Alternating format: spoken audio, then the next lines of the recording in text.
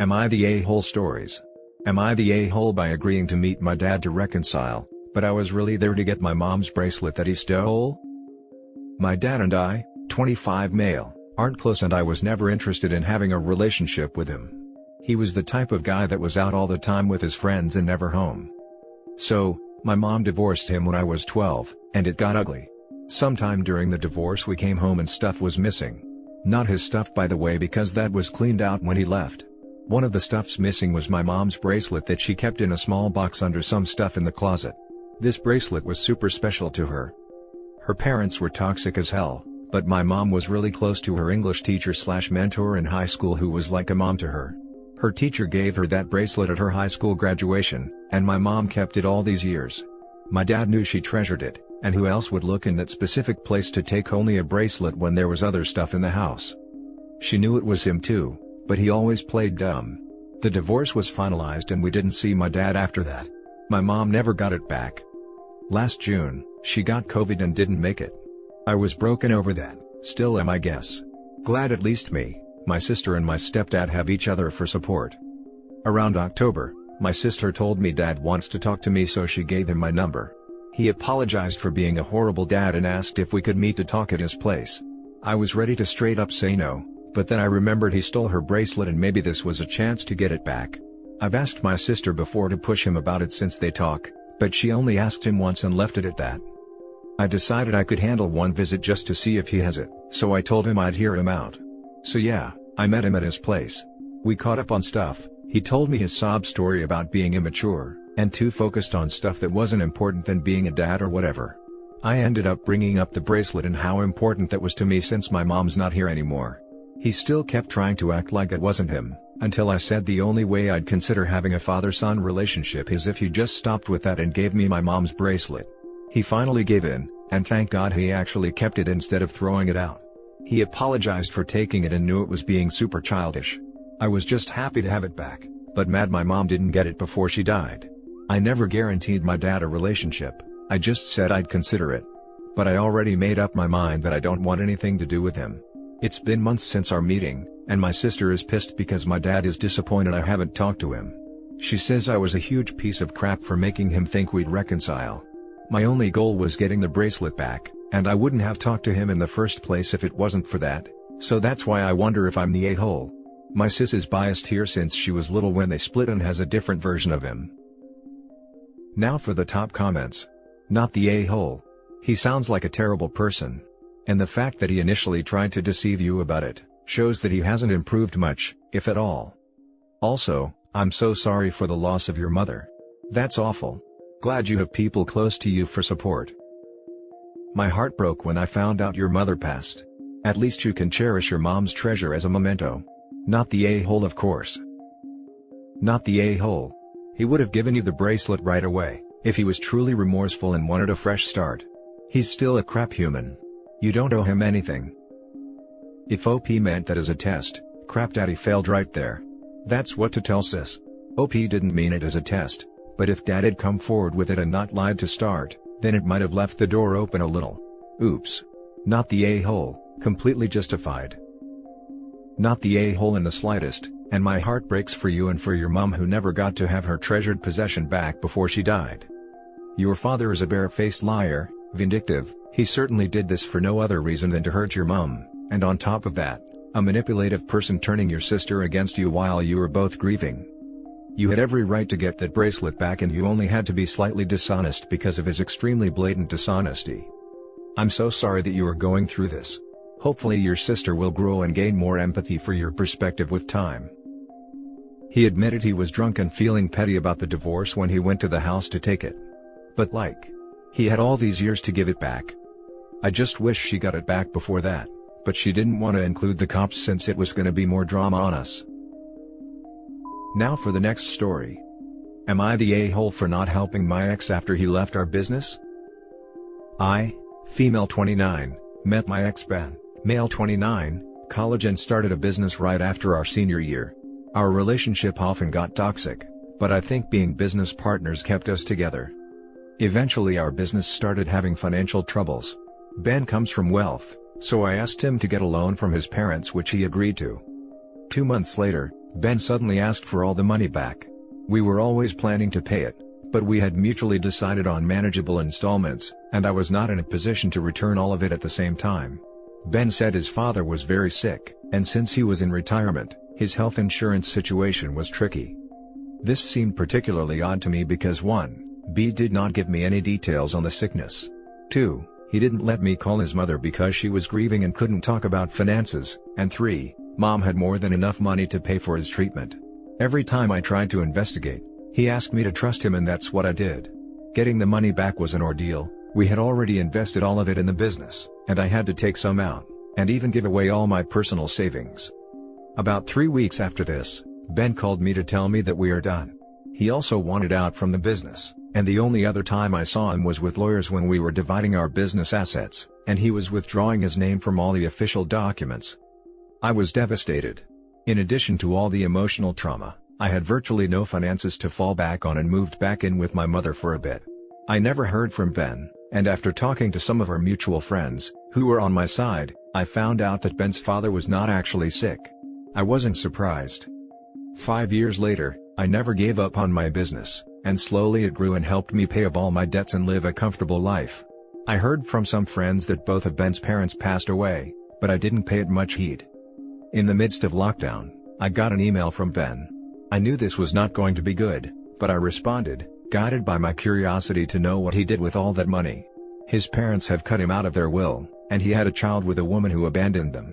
He also got laid off because of COVID, and he told me he was struggling to feed his son. He told me that since he was instrumental to the business's foundation, he deserved a cut from it now that it was successful. When I asked him about the money, he said his parents were pressuring him, which I did not believe. They were always on board with his frivolous purchases and knew me well enough to tell me if they wanted it back.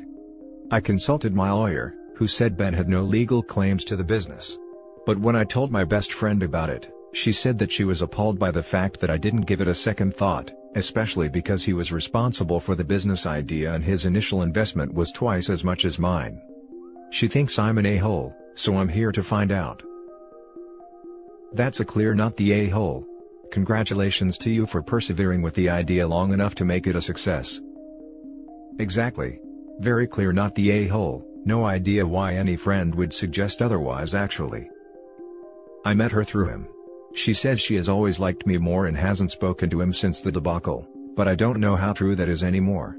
I mainly consulted her because she knew the entire story thoroughly, but now it seems like she has a massive conflict of interest. He lied about his father being sick. He is probably lying about the child. Do not let your friend guilt trip you. The guilt trip is spot on. My friend told me that since I struggled financially at some point, I should have empathy because he is in the same situation now.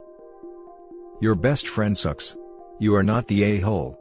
You don't owe your ex at all. You did the work, so you get to reap the rewards. She usually tries to play the devil's advocate, but I think this time she took it too far. Next story is titled, Am I the a-hole for wanting to report my cousin, a GP, family doctor, of unethically accessing my medical records and divulging its contents to my extended family? I suffer from severe depression. But no one other than my partner, and my parents know this. I don't like telling people, and outwardly, I'm a very bubbly person, and I'd prefer to keep it that way. Why, you ask? Through the grapevine, it was brought to my attention that several of my extended family members have been gossiping about my depression behind my back. Did you know that OP suffers from depression? I bet his partner broke up with him. He just wants attention, etc. That's why I trust my parents implicitly. Which leaves my cousin Christine, a general practitioner, a family doctor, who works at the medical clinic I am a patient of. Christine presumably has physical access to my medical records. But she would not have had a proper purpose to view them, nor a legitimate reason to disclose them to my extended family. At first, Christine even had the audacity to deny my accusations. But she quickly folded her hand when I threatened to complain to the clinic, and ask for a review of who has accessed my file. Here's where I may be the a-hole. Out of sheer spite, I wanted to make that complaint anyways, even though I know it'll land Christine in a world of hurt.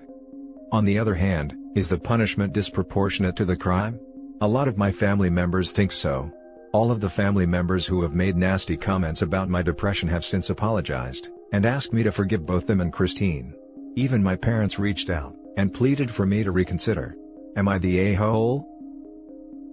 Now for the top comments. Not the a-hole. See if you can make your complaint anonymous. In the States, it's illegal to even access an online medical record unless you are directly treating the patient. It's against the rules to snoop around for curiosity, let alone divulge health information to others. Good luck, that's a tough situation. Hijacking the top comment to add in, I'm in the UK as well and my best friend was fired from her job as a receptionist at a GP surgery for looking at a family member's medical records. She wasn't allowed to be a patient of the clinic at all while working there, and during routine review, was found to have looked at her siblings' medical records and was immediately terminated. It's a serious breach which her cousin has done and she deserves to be punished for what she did. Not the a-hole, and please make the report. It's very possible her workplace do random checks anyway. My brother and I both work in fields with personal data and are subject to such checks, as I think the ICO requires them. So your cousin wouldn't even have to know that you reported her. Not the a-hole. She didn't think about that when she was being nosy, was she? Screw all that. Report her immediately. It doesn't matter. Family or not, she violated the laws. If she gets in trouble, oh well. That's not your problem. Report her and then leave that clinic if possible. That crap ain't cool. She knew the risks and still did it. For what? Play stupid games, win stupid prizes. Screw that. Not the a-hole. While I don't like the idea of screwing with someone's career, medical information is kept private for a reason. It's hard to force yourself to get treatment for mental illness because of the stigma. Also, do you think this is the only time your cousin has looked in files she's not supposed to? Not to mention she gossiped. What would happen if someone hurt themselves because their private information was disseminated to the wrong person? Is it really screwing with someone's career if the person in question jeopardized their own career by violating HIPAA privacy laws? Now for the last story. Am I the a-hole for asking my mom to leave my house? For starters, I'm 36 mil, an only child. My dad was a deadbeat, so my mom and I have always been extremely close. Apart from when I have girlfriends, my relationship with my mother is excellent. My mom is a very sweet person, but one of her bad habits is that she comments on people's weight. Not random strangers or anything, mind you, just people that she knows, like friends and family.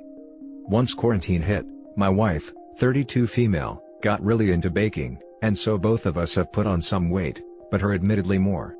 I don't care, but she's really sensitive about it. There was only one time when I made a fat joke that was totally harmless, but it made her cry, so I never made any jokes like that again. Last night, my mom came by to give my son a violin lesson. She teaches violin professionally, and as she was giving instructions to my son, my wife walked by them eating a homemade cookie, and my mom said to my son, "Mom, you should really cut back on the cookies. What do you think?" But because she said it in Russian, her home country, my wife didn't understand. My son shook his head no, and I sharply told my mother not to say things like that in my house. She seemed to understand, and then finished the lesson. After she finished the lesson, my wife asked if she'd like to stay for dinner. My mother asked what she was making, and my wife said she had a meatball lasagna in the oven and some garlic bread, and then for dessert there were more cookies. My mom said to me in Russian that I shouldn't be letting her eat dessert before and after dinner. And this really pissed me off. So I told her if she can't respect my wife she'd have to leave. She got very offended, saying this was no way to speak to my mother, and I told her that I'm married now and things are different. She refused to apologize or drop the subject, so I asked her to leave, which she did, but not quietly. My wife was extremely confused at first, but once I explained to her everything that was said, she got extremely upset. She agreed my mother's comments were out of line, but thinks I should have let her stayed. So now I'm not so sure. Am I the a-hole here? Not the a-hole in the slightest. Your mother was rude to your wife while she offered cookies and lasagna. Cookies and lasagna. Worst is she tried to get your son in on her rude behavior. It's disgusting that mother-in-law made comments to a child about his mother's weight, in a language the mother doesn't speak. Obviously mother-in-law knew what she was doing was wrong, or she would have made the comments directly. Instead, she tried to manipulate a child into speaking negativity about his own mother. I'm glad OP told her to leave. That behavior is so toxic there was no alternative. Apart from when I have girlfriends, my relationship with my mother is excellent. Wow.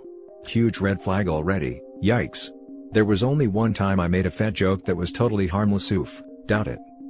Definitely not the a-hole for kicking out your extremely disrespectful mother though, this shouldn't even be a question. The fact that she involved your son in her bullying? And in a language your wife doesn't understand? Absolutely disgusting and unacceptable.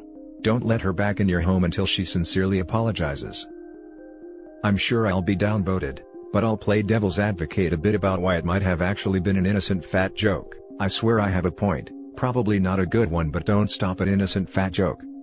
My wife and I casually make fun of each other about most things. If I do something stupid, she'll roast me a little about it kinda thing. It's mutual and I've never felt attacked by her or anything like that, and she's at least told me she feels the same. It's mostly always fine, but every now and then one of us will pick something that we didn't realize the other was very sensitive about. Like my wife made fun of me for balding once, and at the time, I had recently started losing some hair and I was actually really worried about it. So I did not respond like normal. She realized it was a boundary and no more balding jokes from her, until I came to terms with it and joked about it myself and told her it was okay. If they have a similar joking relationship and he didn't realize how sensitive she was about her weight gain, then I can see it being harmless in his mind when he said it, and only found out after it was harmful and stayed away from the topic. And that's it for this video guys. If you have thoughts to share, leave a comment below. Don't forget to hit like and subscribe if you like this content. I'll catch you in the next one. Good day everyone.